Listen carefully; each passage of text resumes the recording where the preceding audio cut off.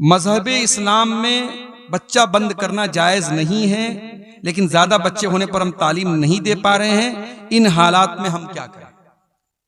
देखिए, ये बहुत अहम सवाल है आज के दौर में, जिसको हम मुहज़्ज़ब अल्फाज में कह सकते हैं फैमिली प्लानिंग की इस्लाम में क्या हैसियत है। तो देखिए, फैमिली प्लानिंग की दो शक्लें हैं।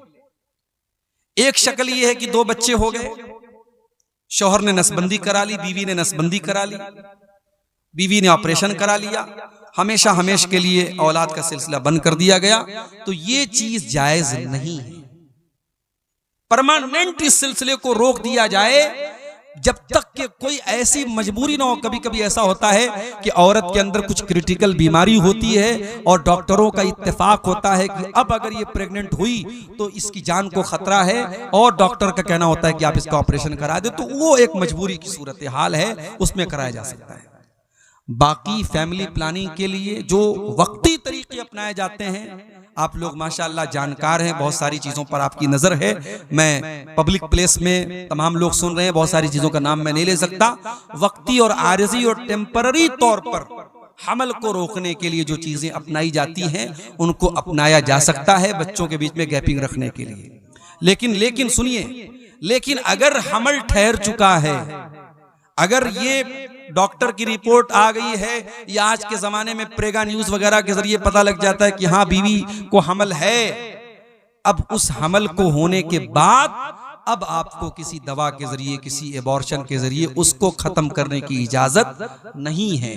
उसके पहले, हमल के पहले के जो रास्ते और जो तरीके हैं वक्ती तौर पे रोकने के, आप उनके बारे में मालूमात करके उनको अपना सकते हैं। लेकिन हमल ठहरने के बाद किसी बच्चे को, चाहे वो अभी सिर्फ हमल की शक्ल में है, उसे कत्ल करने की इजाजत इस्लाम में बिल्कुल भी नहीं है। गाली गलोच इसी जबान से, गीबत इसी जबान से, चुगली इसी जुबान से, किसी की इज्जत पर हमला इसी जुबान से। जुबान पर कंट्रोल कर लो। दूसरी चीज, वह वसीअहु बैतुहु, आपका घर आपके लिए काफी हो जाए। अपना बिजनेस करने के बाद, अपनी जॉब करने के बाद, अपनी दुकान पर काम पूरा करने के बाद जो बाकी टाइम मिले वो अपने घर को दो, अपने घर वालों को दो। अल्लाह के नबी फरमाते हैं कि उसका घर उसके लिए काफी हो जाए। और तीसरी चीज, वह बकाला खतियतिही, और वो तन्हाई में, अकेले में अपने गुनाहों पर नदामत के आंसू बहाता हो, रोया करता हो, तौबा करता हो, गिड़गिड़ाता हो। मेरे प्यारे भाइयों, हमने तो रोना भी बंद कर दिया, हमारी आंखें खुश्क हो गई, हमें तो रोना भी नहीं आता। आज हम इतने पत्थर दिल हो चुके हैं कि आज अपनी आंखों से जनाजा देखने के बावजूद, आज जनाजे की नमाज के दौरान और मैयत को दफनाने के दौरान भी हमारे चेहरे पर मुस्कुराहट होती है। हम रोना नहीं चाहते, हम रो नहीं पाते हैं। कुरान कहता है, सुम्मा कसत कुलूबुहुम मिन बादी ज़ालिका फहिया कल हिजारति व अशद्दु क़स्वा।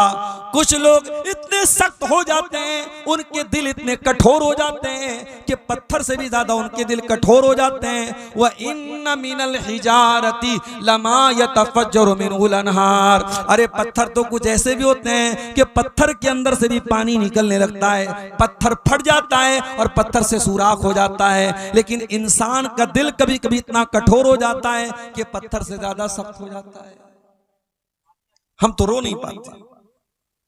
अल्लाह के नबी ने फरमाया, तीन चीजें पैदा कर लो, जबान पर कंट्रोल कर लो, आपका घर आपके लिए काफी हो जाए, और अपने गुनाहों पर आंसू बहाना शुरू कर दो। ये तीन चीजें अगर आपको मिल जाएं, आप कामयाब हो जाएंगे।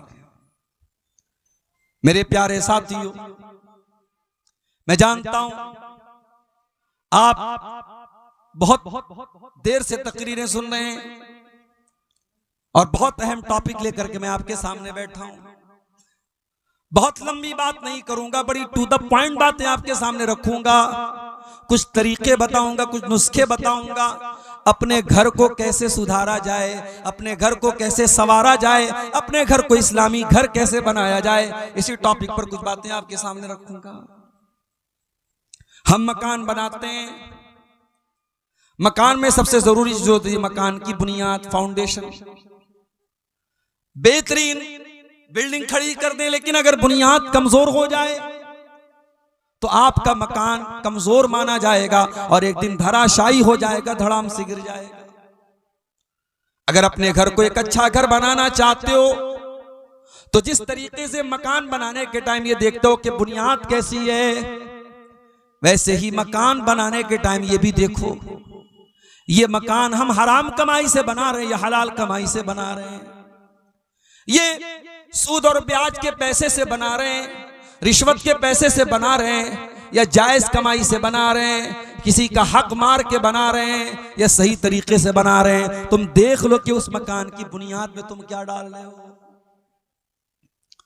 कुरान कहता फमन अस्ससा बुनियानहु अला तक़वा मिनल्लाहि व रिज़वानिन खैरुन अम्मन अस्ससा बुनियानहु अला शफ़ा जुरफिन हारिन फनहार बिही फी नारी जहन्नम। कुरान कहता है दो टाइप के घर होते हैं। एक घर वो है जो अल्लाह के तकवा की बुनियाद पे खड़ा है, जिस घर का बनाने वाला ईमानदार है, सही है, नेक है, हलाल कमाई से घर बना रहा है। और दूसरा वो है जो हराम खोर है, जो ब्याज का पैसा लेके आया है, जो रिश्वत का पैसा लेके आया है, जो भाई का हक मार के आया है, जो बहन का हक मार के आया है। किसी जगह एक लाइन पड़ी, बड़ी अच्छी लाइन थी कि मामू जान हज करने जा रहे हैं, अपनी बहन का और अपने भांजों का हक मारने के बाद तीसरी मर्तबा मामू जान हज करने जा रहे हैं। यह समाज की बड़ी कड़वी हकीकत है। हमें से हर इंसान किसी का मामू होगा, किसी बहन का भाई होगा। हमारी दीनदारी सिर्फ दाढ़ी पर है, हमारी दीनदारी सिर्फ माथे पर सजदे के निशान पर है। हम बड़े दीनदार बन गए, पांचों टाइम के नमाजी बन गए। याद रखो मेरे भाइयों, ये जो मीरास में जिसका जितना हिस्सा है, बेटे का इतना है, बेटी का इतना है, माँ का इतना है, बाप का इतना है, भाई का इतना है, बहन का इतना है, ये किसी मुफ्ती का फतवे से नहीं बना है। ये अब्दुल गफ्फार सलफी साहब ने, ये तौहीद आलम साहब ने, या कोई फला आलिम साहब ने अपने घर से ये मसला नहीं बनाया है। तो कुरान की आयतें हैं, अल्लाह का बनाया हुआ कानून। और अल्लाह ने कुरान में जब मीरास का मसला बयान किया तो क्या फरमाया, वतिल्का हुदूदुल्लाह। मेरे बंदो, हम जो मीरास का कानून बता रहे हैं ये अल्लाह की बनाई हुई बॉर्डर है। जिस तरीके से इंडिया और बांग्लादेश की बॉर्डर पर आप देख लीजिए बीएसएफ के सिपाही तैनात रहते हैं, जो ये देखते रहते हैं कि कोई बांग्लादेशी इंडिया में ना जाए, और बांग्लादेश के फौजी ये देखते हैं कि कोई इंडिया का आदमी बांग्लादेश में इनवैलिड तरीके से ना जा सके। कुरान क्या कह रहा है, वतिल्का हुदूदुल्लाह। हमने जो ये कानून बनाया है ये हमारी बनाई हुई बॉर्डर है, ये हमारा बनाया हुआ कानून है, ये हमारी बनाई हुई लिमिट्स है। जो इनको क्रॉस करेगा वो बर्बाद हो जाएगा, वो जहन्नम की आग में जलेगा। मकान आप बना रहे हैं, लेकिन पैसा कहां से लाया? आप इमारत की बुनियाद क्या रख रहे हैं? बेईमानी पर तो नहीं है, चोरी पर तो नहीं है, और सूदखोरी पर तो नहीं है, रिश्वत पर तो नहीं है। बुनियाद किस चीज पर है? अल्लाह फरमाता है कि ऐ मेरे बंदो, एक इंसान अपने मकान को अल्लाह के तकवा और उसकी रजा की बुनियाद पे खड़ा कर रहा है, और दूसरा इंसान किसी गड्ढे के किनारे अपने मकान को बना रहा है और हराम तरीके से अपने मकान को बना रहा है। फनहार बिही फी नारी जहन्नम।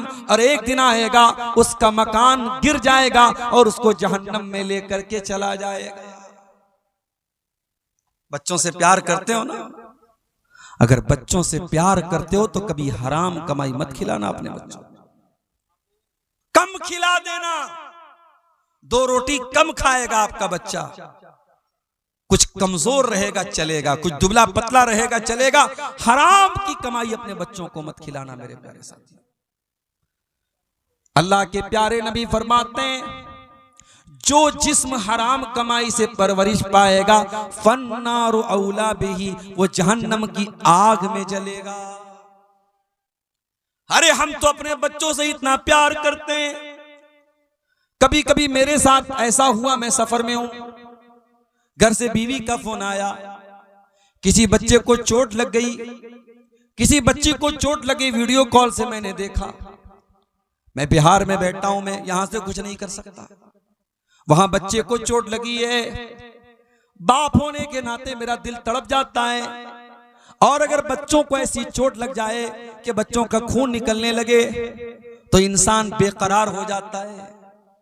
अपने बच्चों को हम जर्रा बराबर दुख और तकलीफ में नहीं देख सकते। मेरे प्यारे साथियों, हम जहन्नम की आग में अपने बच्चों को कैसे जलना पसंद करेंगे। इसीलिए अल्लाह के नबी फरमा रहे हैं, जो हराम कमाई अपने बच्चों को खिलाएगा, जो जिस्म हराम कमाई से परवरिश पाएगा, फन्नारु औला बिही, वो जिस्म जहन्नम की आग में जलेगा। अब ये आप तय कर लीजिए कि आपको अपने बच्चों को जहन्नम की आग में जलाना है या जन्नतुल फिरदौस में दाखिल करना है। तो घर को अगर एक इस्लामी घर बनाना है तो पहला स्टेप याद कर लो मेरे प्यारे साथियों, हमें अपने घर की बुनियाद को सही रखना है। और आगे बढ़िए, घर में दाखिल होते हैं हम, सबसे पहले चौखट आती है। दरवाजे के पहले चौखट पर हम पैर रखते हैं, उसके बाद दरवाजे में दाखिल होते हैं। पता ये चला कि मकान की चौखट बहुत इंपॉर्टेंट होती है, बहुत महत्वपूर्ण होती है। जब तक दरवाजे की चौखट को सही न किया जाए तब तक मकान की एंट्री सही नहीं हो सकती। हमारे घरों की चौखट क्या है, आइए एक हदीस आपको सुना देता हूं। इब्राहिम अलैहिस्सलाम अपने बच्चे इस्माइल को मक्का में छोड़ के जाते हैं, अपनी बीवी हाजरा को मक्का में छोड़ के जाते हैं।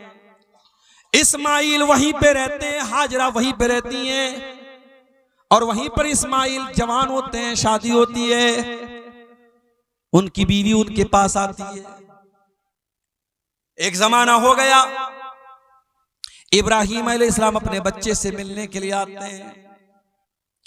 इत्तेफाक से जब घर में आते हैं तो इस्माइल घर पे नहीं होते, बहू होती है।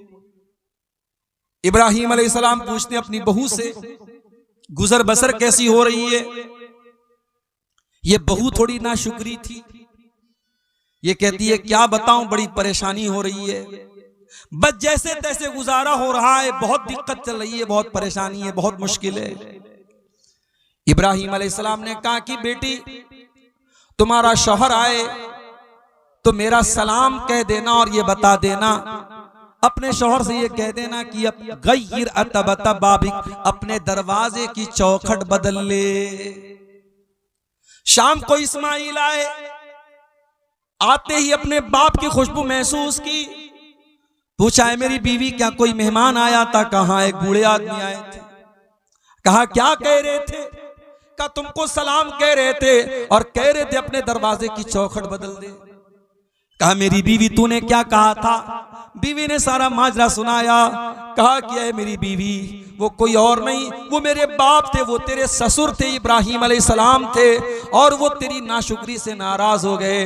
तू एक पैगंबर की बीवी होने के बावजूद, एक नबी की बहू होने के बावजूद तूने जो बात कही मेरे बाप को पसंद नहीं आई। मेरे बाप ने तुझे तलाक देने का ऑर्डर दिया है, इसलिए मैं आज से तुझको अपने निकाह से खारिज कर रहा हूं, आज से मैं तुझको तलाक दे रहा हूं। अब यहां पे थोड़ा सा रुक जाइए।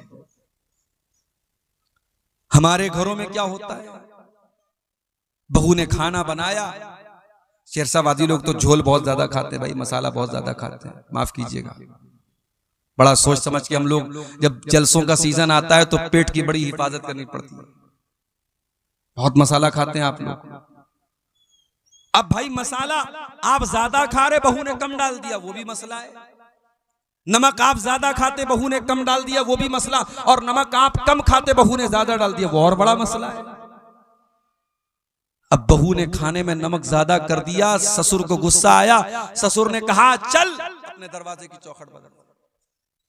तो क्या बेटा अपनी बीवी को तलाक दे देगा इब्राहिम अलैहिस्सलाम की सुन्नत पर अमल करते हुए? नहीं, रुक जाइए, अभी मैं हदीस को पूरा कर दूं, फिर मैं मतलब बताता हूं कि ऐसी सूरत में क्या किया जाएगा। इब्राहिम अलैहिस्सलाम ने अपने बहू के बारे में फरमाया कि दरवाजे की चौखट बदल दो। इस्माइल अलैहिस्सलाम ने तलाक दे दिया। कुछ दिनों के बाद इस्माइल अलैहिस्सलाम ने दूसरी शादी की और फिर एक मर्तबा इब्राहिम अपने बेटे से और बहू से मिलने के लिए आए। इत्तेफाक से इस मर्तबा भी बहू से मुलाकात हुई, बेटे से मुलाकात नहीं हुई। इब्राहिम ने पूछा बेटी कैसी गुजर बसर हो रही है। बहू ये दीनदार थी, नेक थी, अल्लाह वाली थी। इसने कहा बहुत अल्लाह का शुक्र है, अल्लाह जिस हाल में रखे अल्लाह का बहुत करम है, बहुत आराम से गुजर बसर हो रही है। कहा बेटी तेरा शौहर आए तो मेरा सलाम कह देना और कह देना सब भी ताता बता बाबिक, दरवाजे की चौखट बहुत अच्छी है, इस चौखट की हिफाजत करना। शाम हुई, इस्माइल आए, बाप की खुशबू महसूस की। बीवी से पूछा क्या कोई आया था? कहा कि यहाँ एक बड़े मियाँ एक बूढ़े मियाँ आए थे। कहा क्या कह रहे थे? कहा मुझसे हाल चाल पूछ रहे थे और जब मैंने अल्लाह का शुक्र अदा किया तो ये कह के गए हैं कि अपने शौहर को मेरा सलाम सुना देना और कह देना कि दरवाजे की चौखट की हिफाजत करें। कहा है मेरी बीवी वो कोई और नहीं तेरे ससुर थे, मेरे बाप इब्राहिम अलैहिस्सलाम थे और उन्होंने तुम्हें पसंद किया है, तुम्हारी बात उनको पसंद आई है और उन्होंने कहा है कि मैं तुमको अपने निकाह में बरकरार रखूं। हदीस आपको मैंने सुना दी, बुखारी की हदीस है। इस हदीस से दो बात पता चली। पहली बात यह पता चली कि घर के अंदर दरवाजे की चौखट का अगर दर्जा किसी को हासिल है तो यह औरत को हासिल है। जिसको हम घरवाली कहते हैं, जिसको हम बीवी कहते हैं, जिसको हम अहलिया कहते हैं, बेगम कहते हैं, पत्नी कहते हैं, वाइफ कहते हैं, जो भी कह लें, घर के अंदर दरवाजे की चौखट की अगर हैसियत किसी को हासिल है तो औरत को हासिल है। पता ये चला अगर औरत गड़बड़ है तो इसका मतलब कि दरवाजे की चौखट गड़बड़ है, और जब दरवाजे की चौखट गड़बड़ है इसका मतलब कि दरवाजे की एंट्री गड़बड़ है, दरवाजे में आप सही तरीके से दाखिल नहीं हो सकते। इसलिए घर को अगर बनाना है, संवारना है तो घर की घरवाली का अच्छा होना बहुत जरूरी है। अब वो मसला भी सुन लीजिए। बहू ने खाने में झोल ज्यादा कर दिया, नमक ज्यादा कर दिया, ससुर को पसंद नहीं आया, सास को पसंद नहीं आया। ससुर ने कहा बेटे से तलाक दे दे, तो बेटा इतनी बात पर अपनी बीवी को तलाक नहीं देगा। अगर आपको ये लगता है कि इब्राहिम अलैहिस्सलाम के कहने पर इस्माइल ने तो तलाक दे दिया, तो कान खोल करके सुन लीजिए। अगर बाप इब्राहिम अलैहिस्सलाम के जैसा हो तब बाप के कहने पे बेटा तलाक दे देगा। हर बाप के कहने पर बेटा अपनी बीवी को